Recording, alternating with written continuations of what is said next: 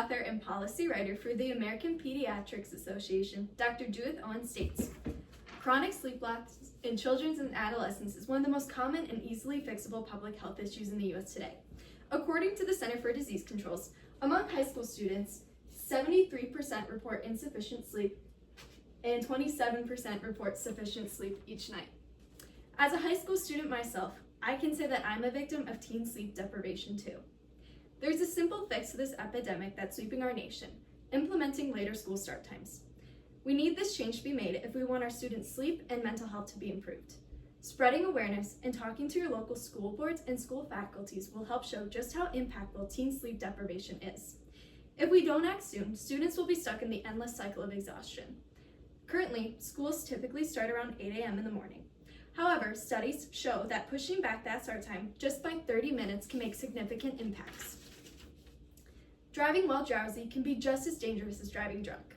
Studies show that the impairments caused by sleep deprivation are caused by alcohol intoxication, affecting reaction time, judgment, and awareness. Annually, 100,000 car crashes occurred due to drowsy driving, with 6,400 fatalities and 71,000 injuries in the U.S. alone.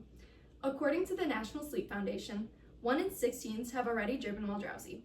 Most teens say schoolwork and jobs are the main factors that keep them from getting the sleep they need to drive alert.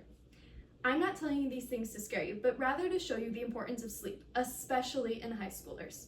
Every time a student drives themselves to school in the morning, they're in danger. If we want the adolescents of our nation to be safe, this is a necessary change that we must make. Not only is student safety extremely important, but so is student well-being. Sleep loss affects mood and behavior. The results of a study with 3,000 high school students show that mental distress, depressive symptoms, anxiety, and alcohol use were associated with lack of sleep. These findings highlight that chronic sleep deprivation is a significant risk factor for poor mental health outcomes. If we want our youth to have the best chance to feel good, we must make this change. In addition to these factors, we must bring awareness to the situation. By bringing awareness to this problem, we can solve it. Teen sleep deprivation and poor mental health are no joke. They're epidemics sweeping our nation, and if we want to put an end to this, we must make a change. I encourage you to talk to your teachers, school faculty, and school board about making the small change that will create a big impact. If we can create enough awareness, our local school board will see just how dangerous teen sleep deprivation is, potentially causing them to change in the school day schedule, thus allowing for extra time in the morning to sleep. From there, it's a domino effect. More sleep equals improved mental health, grades, and mood. Pushing back start times will give students extra time to sleep, which in turn will improve academic achievements. According to a University of Minnesota study conducted in 2014 by a group of researchers, academic performance outcomes, including grades earned in core subject areas, plus performance on state and national achievement tests, show significantly positive improvement with the later school start times. However, if we don't take this step towards change, students will continue to struggle with their mental health, sleep, and will pose a threat to our community on the roads. If we want to help our students, we need to make this change. To put it into picture, we need to look at a real-life example. If pushing back school start times were to be approved, student mental health, community safety, and academic achievements would be improved. Out west in Jackson, Wyoming at Jackson Hole High School, the school day moved to a start time of 8:55 a.m. from its previous start time of 7:30 a.m. This small change resulted in a 70% drop in teen car crashes, increases in academic performance, attendance, and mood, and a significant increase in the number of students getting the recommended amount of sleep each night.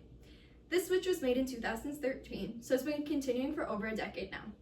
And I'm sure you're wondering if that also pushes back the time the day is finished. At Jackson Hole High School, the day ends at 3:50 p.m. This is only 20 minutes after my own typical school day ends, and we start an hour earlier than they do, so really there isn't a huge change. To summarize, pushing back school start times is imperative for students' health. If we want students' sleep and mental health to be improved, then we must make this change. Talking to your local school boards and generating awareness about this issue will show just how important sleep is for teens. If we don't act soon, teen sleep deprivation will continue to plague students. After my speech concludes today, I want you to schedule an appointment to speak with faculty members and school board members within your school. They don't know teen sleep deprivation is an issue until it's presented to them. The only way change can happen is if we speak up and advocate for each other. If we want to protect students, we must speak up. Spreading awareness and speaking with members within your school is the first step towards change, and it's the most important one. That was really